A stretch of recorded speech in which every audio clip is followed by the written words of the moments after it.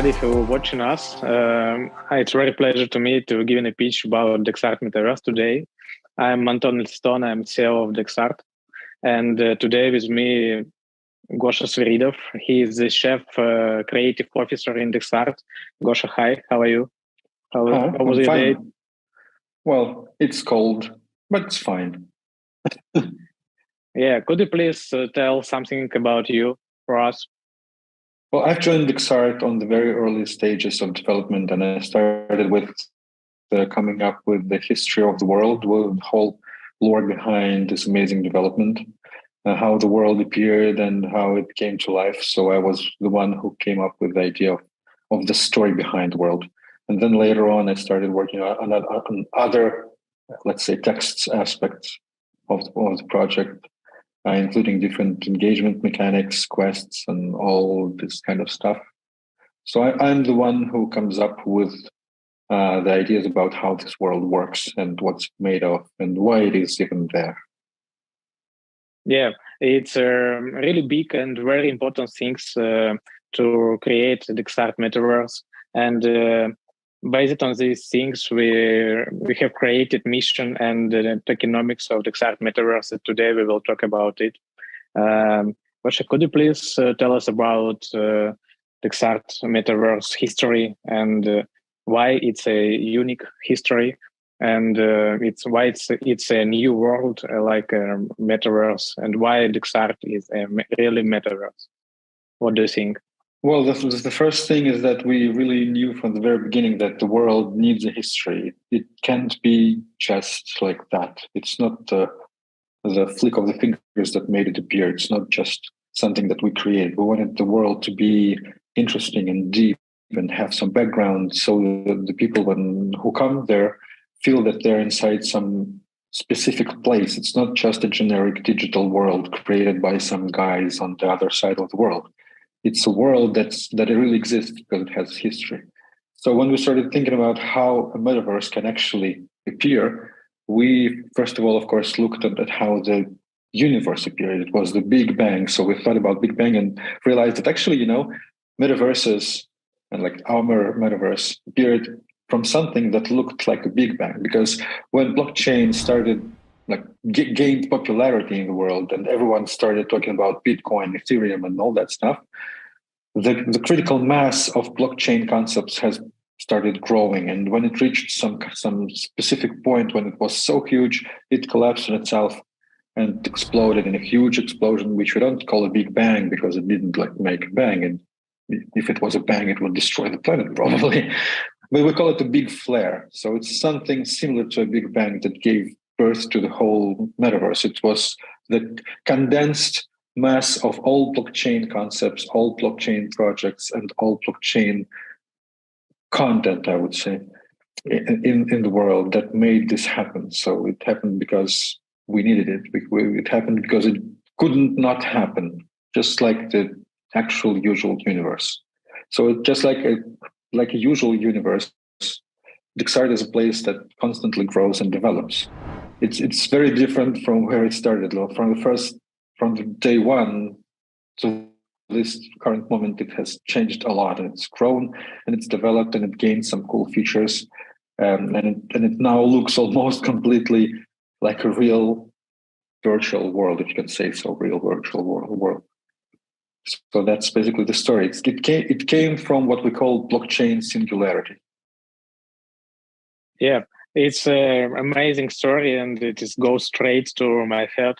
And I just want to tell that DEXART Metaverse is not only about blockchain. It's about Web 3.0 internet, and DEXART Metaverse is the future of internet. It's a new generation of social networks. Why are metaverses a new type of social network? What do you think about it? Well, I think the main reason for that is the audience, is the people. It's how the people interact with the digital products, basically. Because you and me, we are basically old already. Yeah, we are just the old guys, and we are the ones who grew up looking at Facebook feeds and Twitter feeds. So the usual flat screen type of social networks is something we're used to. But the generations that come after us, they think very differently, and they have very different habits of using the internet and of using technology as in general. They have completely different view of the technology, and for them, the flat places like Facebook and like Twitter and like other social networks. So like, if not, shouldn't mention LinkedIn probably. But for them, these flat places don't even exist. They just don't exist for the young audiences. If it's flat, it's boring. Well, unless you can control a character there on the screen, but you can't. So these places are really boring. They don't tell a story. They have no substance behind them. All they have is the content that other people create and the ads the brands put there. But the young audiences go to the web to like they use digital world to like for something different than we do. We used to go there and like check out on our friends and scroll through the feed and see their pictures and maybe some videos. But today, young audience, the Generation Alpha, they're called, the ones who've been born after 2008, I think. They come to the internet, they go to the internet to do a different thing. They play, and at the same time, they communicate with friends. And these are the same friends they had just met a couple of hours ago at school. So they came back home from school and they jump into the virtual world. And I think you can, like, if you have kids, you know what we're talking about. It's not something that happens, like, I don't know, in some part of the world. It happens everywhere on the planet. Kids have screens and they use them differently. It's not the way we use them. Yeah, it's a really new generation of people. It's Generation Alpha is a type of kids, type of people who live with internet all their life. And my son is 6 years old, and he have been surfing in internet since he was 3. And when he was 3, he already had been spending his time in Roblox and Minecraft, and he has friends in their spaces in the games, and it's a really strong friendship. Sometimes he doesn't meet somebody in real life, but they play together in Roblox and Minecraft every day. And that's why it's like real life for them. What do you think about it? Well, yeah, and this is exactly why they need a different kind of a social network, a new kind of social network. A social network that it doesn't only give you a chance to connect with other people, but it gives you a lot of different options of how you can interact with these people. You can play, you can explore, you can just talk, you can like dance together. You can do a lot of things that you cannot do in a flat social network. So that's why they need a completely new type, a new generation of a such social network. And that's what DEXART is going to become. I really believe. I think you believe in this too. Yeah. And what do you think? What will happen when that kids will grow up and start to spend their money online? How will brands find them online? What they should to do to target on their audience? Well, let's first of all mention the fact that you and me, we're getting old, and old people who like everyone is getting old. So the usual audience of the brands that is the main buying force online at the moment is going to get older, and at some point they will like stop being able to pay that much money they pay today for the goods and services. That means like, well, basically that just shows how the audiences change over time. So our parents have been the main buying force for some time, but then we came. So now our children are going to be the main buying force in like 5, maybe 10 years.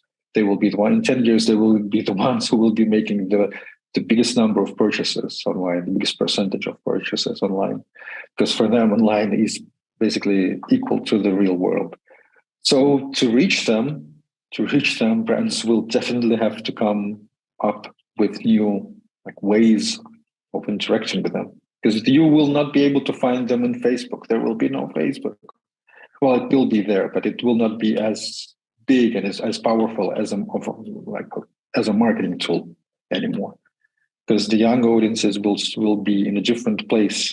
They will be you will not be able to find them in the flat social networks. So the brands will have to embrace the new reality. They will have to adapt, maybe, and maybe they will even have to, not maybe, they will have to go to the metaverses to follow the young audiences. And if the audiences, if there's an audience, you can market on it, and if you can connect to this audience, well, you have to use the tools that are usual for this audience.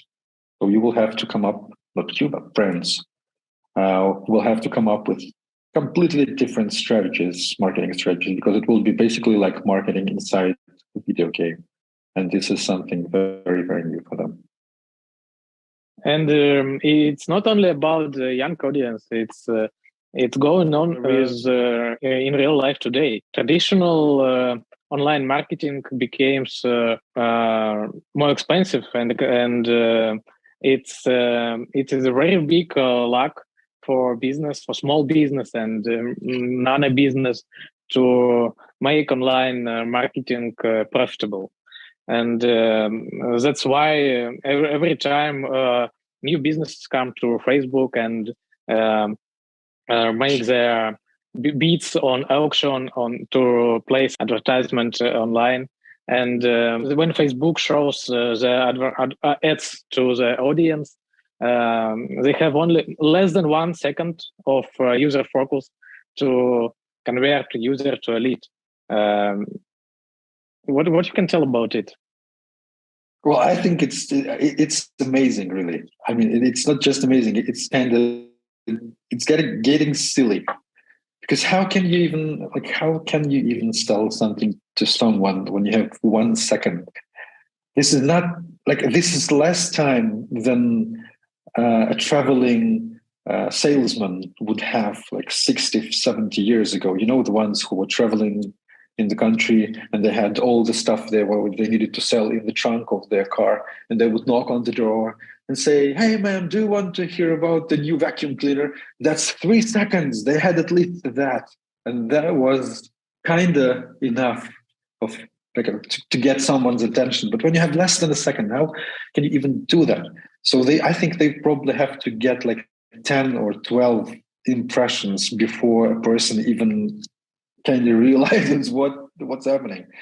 So yeah, I think that's the silliest thing about online marketing today, that you have so little time to communicate with the audience. So basically, if there was a tool that would allow brands to get a focused attention of the audience for a longer time, basically that would be a gold mine, I think, that really give a huge edge to brands who could get attention of the audience for tens of minutes, or even a minute is 60 times bigger than a second.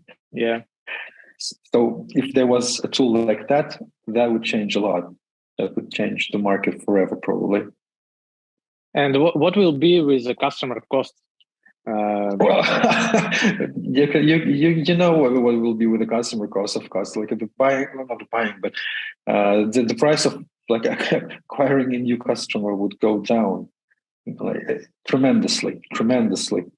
Because if you have a longer period of communication with the client, you can explain more, you can show more, you can engage more, and it means that probably the conversion rate would just rocket up through the roof, to the moon, basically. And that means that not each, but your communication ends in gaining a new customer more often. So that means you pay less, because you still can cover the same amount of people, but since your communication is more effective, it's cheaper. Yeah, I got the message that the 3D spaces and metaverses and games increase user focus rate up to 6 times than traditional online marketing, and the user costs become cheaper 6 times more. But from another side, when we will add game mechanics to the process, we will grow not only user costs, we will grow the lifetime value for the users, for the customers of a business. And it's very important for business too. Well, yeah, I guess a very interesting thing that it's really hard to take your attention off something that's basically like that's interacting with you. If it is already, if something gets your attention and it keeps you focused, it can keep you focused for a very long time if you know how to hold the person's attention. And there are tons of ways of doing this. The problem is just getting this attention. And the best way, like imagine a person playing a video game, like sitting on his couch in his living room, playing a video game with a game controller in his hands. You can probably, like, if the person is really into the game, you can probably do whatever you want around this person. You can walk, like, and jump around naked, listen to loud music, throw things, maybe even have a fight with someone. This person would probably not even notice, or he would notice, but he would not pay a lot of attention to what's going on around him because he's so focused on what's happening in the game, what's happening in the virtual world that he's basically in. So this kind of engagement is something I think metaverses can bring to the table into marketing. Because before that, we could, like, no one could offer anything like that. You cannot offer a gaming experience through the existing channels. You need a completely game mechanics through existing channels. You need a completely new channel, and metaverses can become this new channel that offers the game mechanics that keep customers focused for for extended periods of time. And this attention costs actually a lot. That's a very valuable thing. It is a big value which metaverses can bring to real business today, not in the future, right now. And that's why metaverses, it's the future, what going on today. What do you think? Well, yeah, you're right. But the thing is that if you look at existing metaverse projects, they are not really doing this. They're trying to do something different. They almost like they have a different mission, basically. Instead of becoming a new kind of medium where brands can interact with customers and have all the relevant tools and analytic tools and marketing tools, they try to create metaverses like a place, like a virtual place that exists because of, and there's no answer because of, like, why does it exist? And like, since we know that, like, we specifically know that DEXART exists like a virtual space for brands to have meaningful engagement with their customers. Okay, and what about the global market? Today we have results of researches of big consulting companies that metaverse global market will grow up to $13 trillion in 2030, and it's 13 times more than all cryptocurrency market today. But Web3 and metaverses will be based on blockchain and cryptocurrency. That's why metaverses it's the point which which will grow up the cryptocurrency market in the near future. What do you think about it? Well, I think that there's a way of doing this. There's a way of growing the cryptocurrency market through emerging metaverses. But the thing is that these metaverses need to have stable and strong currencies, which happens rarely. Usually metaverses create their own tokens backed by people buying this token. I mean, like, they say, okay, we do the first emission of tokens and then we sell it out and we want people to come and buy them. People come and buy them. After some time, a lot of people save the token and it crashes in price. Because the token is basically backed by how many people you're able to attract constantly each day. So you have to keep new people coming and buying the token. If they're not coming and buying the token crashes because it's not backed by anything. So as soon as metaverses keep doing this, I don't think they will be able to create any meaningful economic structure or anything at all. So that's why I think DEXART is very different also from most metaverses that exist so far, because the token in DEXART is backed by something, and is backed by something tangible, measurable, and usable, actually. And this is user attention. And I think this is like a huge and amazing find that can change the game completely. And I know you agree with that. I see that in your smile. Yeah, I just want to give you one more idea. That's every bear market started from new trends, and every peaks of cryptocurrency market capitalization became after the trends. And 5 years ago, the trend was ICO. 2 years ago, the trend was DeFi, and 1 year ago, trend was NFT. And what will be the next trend? And the next trend will be in GameFi and metaverses. And metaverses will grow up cryptocurrency market more than 5 or 10 times. And it's very interesting. And it predicts the big consulting companies predict that the metaverses market will be more than blockchain market, and it's really interesting. And from another side, Gartner consulting company predicts that in 2025, at least 25% of world population will spend 2 hours per day in metaverses, and up to 2027, 70% of big companies will put their workspaces into metaverses, and it's amazing. I'm waiting for it, and I want to see what will happen in the future with the people who will spend their time online in metaverses, and with the companies who will transfer their employees' workspaces into metaverses. And I want to be the part of it. I want to be in a part of it. Yeah. And what about you? Yeah, I'm definitely for that. Like both hands. I'll be the one to transfer my workspace into a metaverse, really, because I always wanted to have a workspace somewhere in the mountains, above the clouds, to always see the sun. I really find the idea of like all people in the world spending two hours each day in the metaverse. I find this not just amazing. This is mind blowing, because that like 2 hours is basically enough time to like communicate with something, to play a game, to complete a quest, to do a lot of different activities. 2 hours of time is enough time to do a lot. Basically, you can do many things.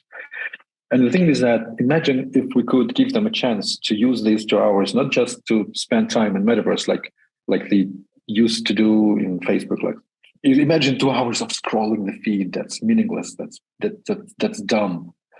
But in the metaverse, imagine if we could give them a chance to earn when they do this through the communication with brands. So you come to a metaverse, you do something that you like, you meet people, you like your friends, and you do some activities, and you end up earning money from brands. They pay you for participating in the activities.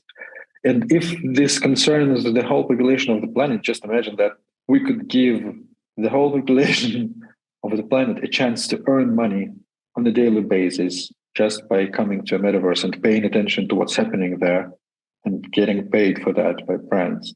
This would probably make the world a better place when everyone can earn enough money to pay for their everyday needs by just coming and looking at advertising content, which is very engaging and interesting because it's gamified, but still it's basically ads. But you do this on purpose. I mean, it's not something that comes to your face like when you come to the internet and you see banners all over the place and you just try not to look at them. But if you come to a metaverse, you know there are brands waiting for your attention and you're ready to give them your attention. You give your consent for them to attract your attention and they pay you for that. So that is something out of a sci-fi novel. Basically, this is the future when people can gain money, can get money by selling their attention to brands, and this is mind blowing. Yeah, Crazy. and as all topics, what we are talking about today, it's not only about the future; it's happening today. For example, at the morning, I had told with my friend from Germany. He is owner of big consulting company, and their focus are on onboarding new employers in other companies. And what we will do together, he wants to create in our metaverse virtual spaces to make onboarding online. We will create, not will, we creating spaces for every company which he works together. And that spaces are the same spaces like in real life. And employees of the companies will feel there, will feel like in real life and trying to do usual things what they have to do in real life when we will work in the company. And it's very interesting, and it's one of the first pilot projects in DEXART Metaverse.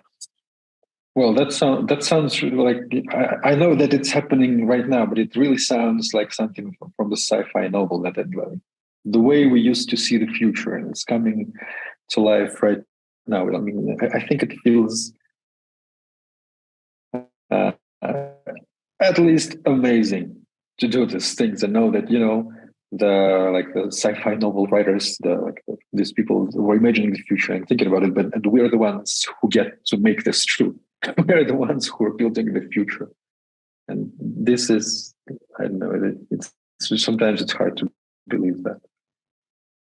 Yeah, we can talk a lot about the future, and we can talk a lot about what we are doing today in metaverses and how we collaborate with real business companies. But let's talk about DEXART tokenomics. Well, yeah, I think that's the key thing of the whole metaverse, and it's the unique thing about it, and it's something that differs it from all other metaverses. So yeah, as we spoke before, as we talked before, we came to the idea that many tokens of different metaverses are not backed by anything. Basically, they're not backed by any means, any capitalization.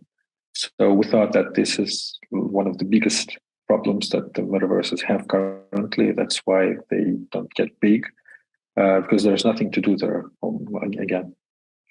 And we thought that there is one resource that really means something in the modern world. It already means something, and it not means something. It costs a lot, and brands are seeking it. And that's the attention of the users. We talked about it before. So we know that it exists, and there's a lot of it on the internet. But the thing is that there are more brands, and the demand for the attention is much higher than the supply, because everyone wants to sell something. Everyone needs to say something and to deliver his message. But there's not enough user attention to take all this content, to see all this content. So it means that brands compete for the attention of the users, right? Now, each time you go online, there is an auction going, and depending on the outcome of the auction, you see this or that banner. So that means brands are ready to compete with one another for user attention. And we thought that this would be the best thing to back the token with. We can measure the time and the attention of users who are spending their time in DEXART. That means that if it's measurable, it's calculatable. That means that it can be something tangible. It's data. And the more users spend time in DEXART, the more they engage with the metaverse, the more they do some meaningful activities, the more tokens are issued, basically. Because we are not going to do the one centralized emission of the token. There will be no moment when we say, all right, today we have minted 1 billion tokens. Come on and buy them. This is not going to happen like this, because this makes the token worthless. we want the token to be backed by the attention of the users. So each time a person, for example, finishes a quest in the metaverse, a small portion of tokens is issued and given to the user as a reward. That means that his attention has been materialized, and he's getting a reward for that. You've given us your attention. We're giving you tokens. You can use these tokens to buy stuff inside the metaverse. You can go and exchange them on the decentralized exchange, and then get your usual currency. And the thing is that as soon as we look at it that way, as soon as we understand that our token is backed by the attention of the users, that means we can offer. So as many time users spend online in DEXART Metaverse, then more DEXART Metaverse tokens will create, and behind every token which DEXART Metaverse made, you can find purchase from real business which ready to pay for user attention for the time which users spend online in DEXART Metaverse. And it's very interesting, and it's something really big and really new, and it's impressed me. And it also, you know, what's also great about this idea is that it changes the way that brands interact with their customers in a way. Because before that, the brand was coming to a platform and giving a lot of money to the platform, and then the platform is trying to attract the user attention to the brand's content.